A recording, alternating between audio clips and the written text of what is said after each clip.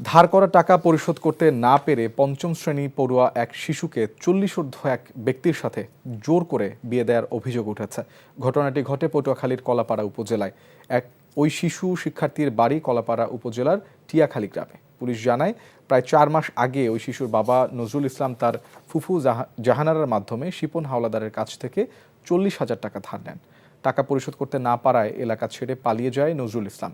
পরে তার ফুফু জাহানারা নজরুলের শিশু কন্যাকে বেড়াতে নেওয়ার কথা বলে একটি বাড়িতে নিয়ে গিয়ে জোর করে শিপনের সাথে বিয়ে পড়িয়ে দেয়।